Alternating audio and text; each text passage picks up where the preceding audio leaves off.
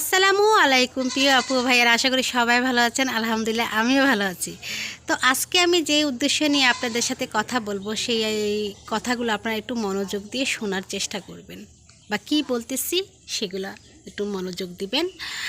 আর আমাদের এখন বৃষ্টির সিজন, বর্ষাকাল। এই বর্ষাকালে প্রচুর পানি বাড়িতে ঢুকে, পানি আসে, আর চতুর্পাশে বিশেষ করে অনেক জঙ্গল থাকে, ঘাসপালা এগুলাতে থাকে। তো আমরা যেহেতু সবাই সচেতনই থাকাটা আমাদের সবচেয়ে গুরুত্ব। আর বাড়ির আঙিনাতে অনেক ঘাসপালা থাকে, এটা তো আমরা সবাই কম বেশ জানি, এটা নতুন কিছু না। বর্ষাকালে বৃষ্টির পানি চতুর্পাশে ঘাস বেশি হয়ে যায়। তো আমি যে ঘটনা নিয়ে আপনাদের সাথে কথা বলবো, এটা খুব একটা গুরুত্বপূর্ণ কথা। আমাদের এলাকায় দুইটা লোক ঢুকেছে, সেই দুইটা লোক সাপুড়ে লোক। তো তারা সাপ ধরে। তো আমি সঠিক জানি না তারা সাপুড়ি না কি, সেটাও আমি জানি না, বা তাদের কোনো উদ্দেশ্য আছে কি না সেটাও আমি জানি না। যখন ওরা বলল যে আমাদের এলাকায় কি সাপ পাওয়া যাবে, না, প্রথমে এসে বলল যে আপনাদের এলাকায় সাপ খেলা দেখানোর জন্য কেউ আসছিল। তা আমরা বললাম আসে, তো প্রায় প্রায় আসে দেখি। তো আমাদের আবার এদিকে রেল লাইনের পাশে অনেক জঙ্গল। তো রেল লাইনের এই যে দেখা যাচ্ছে রেল লাইনের পাশে পেলাম অনেক জঙ্গল থাকে। হ্যাঁ, তো ওদিক দিয়ে মানুষ পেলাম আসা যাওয়া করে, বাড়ির পাশে যেত রেল লাইন। তো আমরা বললাম যে আসছে কবে, 2-3 মাস আগে, আমাদের সঠিক এত মনে নেই। তো বলতেছে যে যেই বাড়িতে ওনারা ঢুকেছে সেটা হলো আমাদের এক নানি শাশুড়ির বাড়ি, আমাদের বাড়ির পাশেই বাড়ি। তা আমরা বললাম ঠিক আছে, আপনি করতে পারেন, এই দেখতে পারেন। ওইখানে যারা যারা ছিল তারা বললো যে দেখতে পারেন। আমি শুনতেছি এখান থেকে দাঁড়িয়ে দাঁড়িয়ে। তো লোকগুলা কী করলো, আমরা তো ছোটো থেকে দেখছি বড় বিন, এখন দেখি বাঁশের মতো ছোটো বিন। তো ওই বিন চতুর্পাশে ঘুরে ঘুরে বাজাচ্ছিল। অন্য একটা লোক, দুজন আসছে, একজন আমাদের পাশে দাঁড়িয়েছে, আর যে তার সাথে আসছে সে চতুর্পাশে ঘুরে ঘুরে বিন বাজাচ্ছে। তো 1 মিনিট বিন বাজানোর পরে আবার আমাদের সামনে এসে দাঁড়ালো। তো দাঁড়ানোর পরে একটা গ্লাস চাইলো, গ্লাসের মধ্যে পানি নিল, শামুক যেগুলো বড় ঝিনুক কি বলে জানি না, ওগুলো আবার ওই গ্লাসের ভিতরে রাখলো। রাখার পরে উনি অনেক ধরনের কথাবার্তা বললো। তো কী কথা বললো সেটা আপনারা শুনতে পারবেন। আর আপনাদেরকে একটা কথা বলবো, সবসময় সাবধানে থাকবেন। দেখা যায় আমাদের বাড়িতে ফ্যামিলির সদস্য 10 জন 15 জনও থাকে, 7 জনও থাকে, 5 জনও থাকে, এরকম ফ্যামিলি থাকে। হ্যাঁ, যত ফ্যামিলি হলে আরও বেশি থাকে। তো সেক্ষেত্রে অনেক সময় ওরা টার্গেট থাকে, এদের উদ্দেশ্যটা আমার মনে হয় অন্যরকম ছিল। যে না, আমাকে হঠাৎ করে বলতেছে যে আপনি ভিডিও করবেন না, ক্যামেরাটা বন্ধ রাখেন।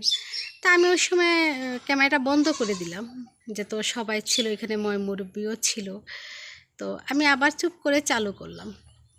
তো চালু করার পরে উনি বলতেছে বিভিন্ন ধরনের কথাবার্তা।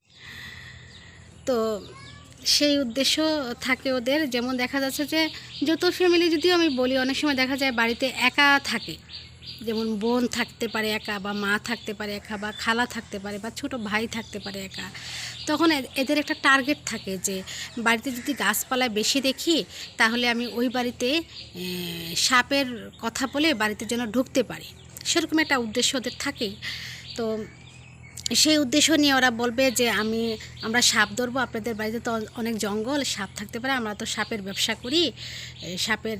আর সাপের বিষ বলতে গেলে, সাপের বিষ এটা আমাদের পুরো বাংলাদেশে সবাই কম বেশ জানি আমরা, যে সাপের বিষ দিয়ে বিভিন্ন ধরনের ওষুধ বানানো হয়, মেডিসিন তৈরি করা হয়, এটা সবাই আমরা জানি যে সাপের বিষ দিয়ে ক্যান্সারের বা অনেক কিছুই করা হয় সাপের বিষ দিয়ে। এটা নতুন কিছু জানা নেই, এটা আগে থেকেই জানা সবার।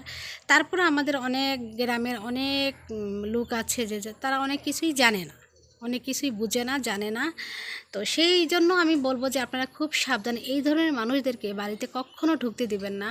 বা যখনই দেখবেন আপনি বাড়িতে একা আছেন, তখন আপনারা যারা আমার এই ভিডিওটা দেখছেন, আপনার ফ্যামিলিদেরকে বলে দিবেন যে আমরা যখন কখনো বাড়িতে যদি কেউ না থাকি বা একা থাকি, কেউ গেট ধাক্কালে তোমরা গেট খুলবে না, অপরিচিত লোকদেরকে বাড়িতে ঢোকানো যাবে না, কারণ তারা বলবে যে আমরা এই কাজে আসছি, ওই কাজে আসছি, বা কারেন্টের সমস্যা নিয়ে আসছি, বা আমরা একটু বাড়ির আপনাদের সমস্যা হয়েছে জমির, সেই জন্য আসছি, বা সাপ ধরার জন্য আসছি, বিভিন্ন ধরনের কথা বলবে।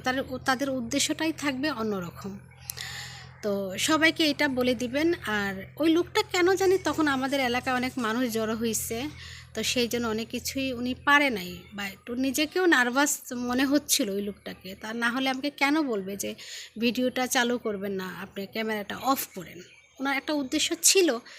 যাদের উদ্দেশ্য না থাকে তারা করলে এই ধরনের কথা বলে না, যে আমাকে ক্যামেরা করতেছে, করুক না, সমস্যা কি, আমি তো চুর না।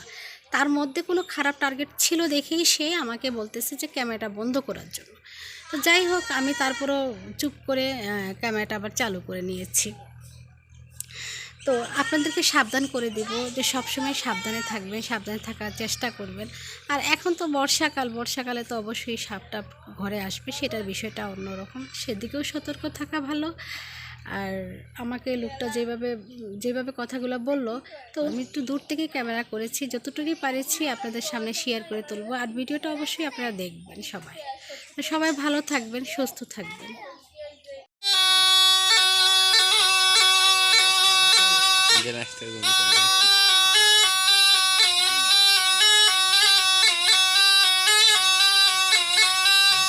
গাছে টাছে থাকে না কি দেবে ভাই ঠিকই বুঝছে। আপনাদের এই পাশে ভাই একটা আছে চলাফেরা করছে, কিন্তু যে সাপটা আছে না মাথার চুলের মতন কালা, এরকম মোটা কব্বর আছে দশে।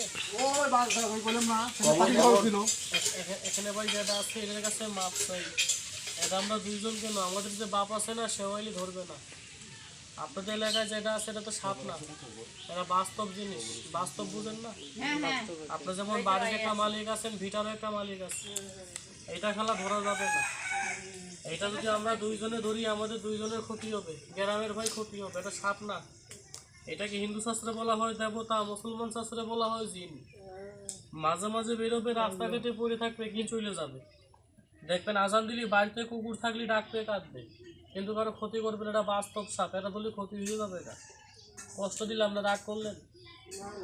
আর আপনাদের এলাকায় সাপ আছে, চলন্তি সাপ আসে, ঘুরে ফিরে চলে যায়, বেজির দিকে থাকে না। এলাকায় বেজি আছে বেশি, যেখানে বেজি থাকে ওখানে বিষাক্ত সাপটা খেলা কম থাকে। এলাকায় সাপ আছে চলন্তি, কষ্ট দিয়ে গেলাম। রাসেল ভাইপার নাই ভাই, রাসেল ভাইপার, হ্যাঁ তাও যদি একটা বাচ্চা টাচ্চা চরিত তাই